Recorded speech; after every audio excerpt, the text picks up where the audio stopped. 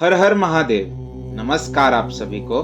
मैं हार्दिक आप सभी का स्वागत करता हूँ हमारे इस यूट्यूब चैनल पर, जिसका नाम है धर्म रक्षणा। अनंत काल से सनातन धर्म अपने इतिहास और उसकी विशेषताओं के लिए जग प्रसिद्ध है। हम आपके लिए सनातन धर्म से जुड़े साहित्य, विज्ञान, देवी देवताओं के महात्म्य और अन्य शास्त्र जो हमारे ऋषि मुनि द्वारा रचित अथवा लिखित है, उनकी सारी जानकारी आपके लिए यहाँ प्रस्तुत करेंगे।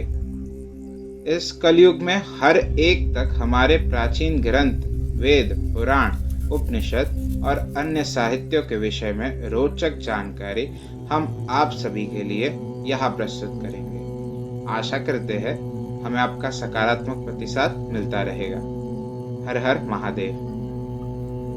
श्री रुद्र संहिता द्वितीय खंड 40वां अध्याय। ब्रह्मा जी का कैलाश पर शिव जी से मिलना। नारद जी ने कहा, हे महाभाग्य, हे विधाता, हे महाप्राण, आप शिव तत्व का ज्ञान रखते हैं। आपने मुझ पर बड़ी कृपा की, जो इस अमृतमयी कथा का श्रवण मुझे कराया।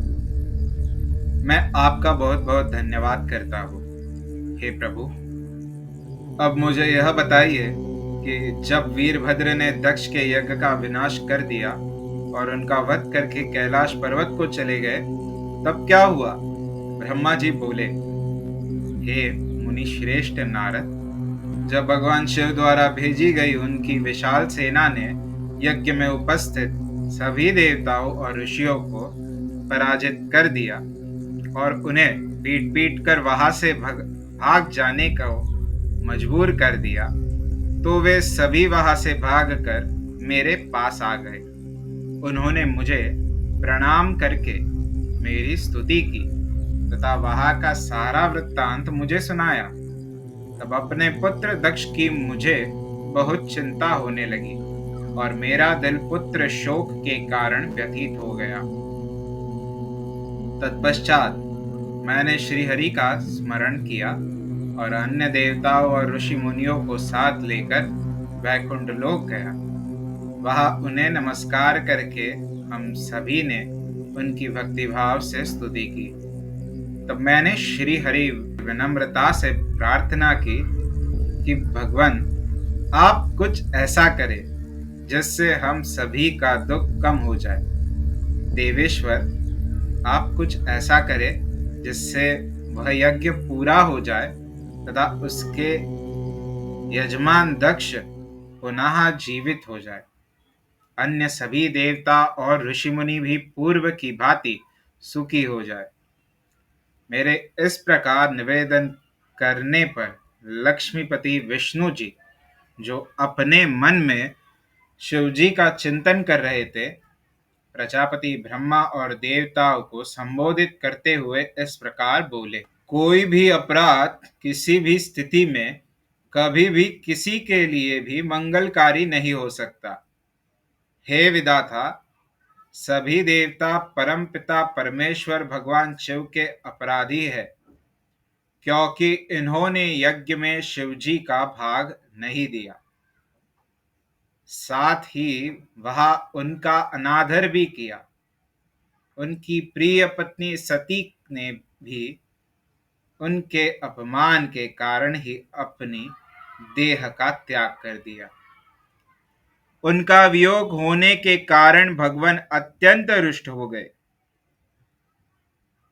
तुम सभी को शीघ्र ही उनके पास जाकर उनसे क्षमा मांगनी चाहिए। भगवान शिव के पैर पकड़कर उनकी स्तुति करके उन्हें प्रसन्न करो, क्योंकि उनके कुपित होने से संपूर्ण जगत का विनाश हो सकता है। दक्ष ने शिवजी के लिए अपशब्द कहकर उनके हृदय को विदीर्ण कर दिया है, इसलिए उनसे अपने अपराधों के लिए क्षमा मांगो। उन्हें शांत करने का यही सर्वोत्तम उपाय है। हे वे भक्तवत्सल्य है, यदि आप लोग चाहे तो मैं भी आपके साथ चलकर उनसे क्षमा याचना करूंगा। ऐसा कहकर भगवान श्री हरि, मैं और अन्य देवता एवं ऋषि मुनि आदि कैलाश पर्वत की ओर चल दिए। वह पर्वत बहुत ही ऊंचा और विशाल है। उसके पास में ही शिवजी के मित्र कुबेर का निवास स्थल अलकापुरी है। अलकापुरी महादिव्य एवं रमणीय है। वहां चारों ओर सुगंध फैली हुई थी। अनेक प्रकार के पेड़ पौधे शोभा पा रहे थे। उसी के बाहरी भाग में परम पावन नंदा और अलकनंदा नामक नदियां बहती है। इनका दर्शन करने से मनुष्य को सभी पापों से मुक्ति मिल जाती है।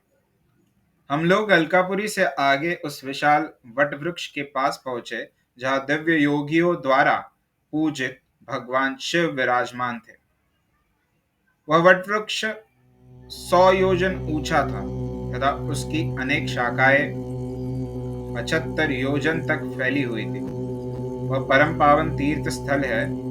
यहाँ भगवान शिव अपनी योगाराधना करते हैं।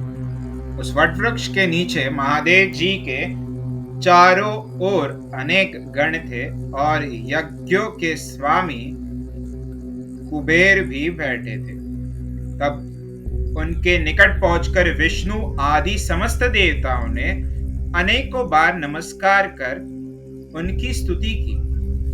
उस समय शिवजी ने अपने शरीर पर भस्म लगा रखी थी और वे कुशासन पर बैठे थे और यज्ञ का उपदेश वहां उपस्थित गणों को दे रहे थे। उन्होंने अपना बाया पैर अपनी दाई जांघ पर रखा था और बाया हाथ को बाएं पैर पर रख रखा था। उनके दाएं हाथ में रुद्राक्ष की माला थी। भगवान शिव के साक्षात रूप का दर्शन कर विष्णु जी और सभी देवताओं ने दोनों हाथ जोड़कर और अपने मस्तक को झुकाकर दया सागर परमेश्वर शिव से क्षमा याचना की और कहा कि हे प्रभु, आपकी कृपा के बिना हम नष्ट भ्रष्ट हो गए हैं। अतः प्रभु, आप हम सबकी रक्षा करें। भगवान, हम आपकी शरण में आए हैं। हम पर अपनी कृपा दृष्टि बनाए रखे। इस प्रकार सभी देवता व ऋषि मुनि भगवान शिव का क्रोध कम करने और उनकी प्रसन्नता के लिए प्रार्थना करने लगे। अध्याय 40वां समाप्त। हमारे कार्य की सराहना करते हुए इस YouTube चैनल को सब्सक्राइब करें, वीडियोस को शेयर करें और लाइक करें। हमारे कार्य मानव जाति के हित हेतु अधिकांश मानव जाति तक पहुंचाने में हमारी सहायता करें। भविष्य में हमारे सनातन धर्म के विषय में अधिक जानकारी प्राप्त करने हेतु हमारे साथ बने रहे इस YouTube चैनल पर, जिसका नाम है धर्मो रक्षणा। धर्मो रक्षति रक्षतः। हर हर महादेव।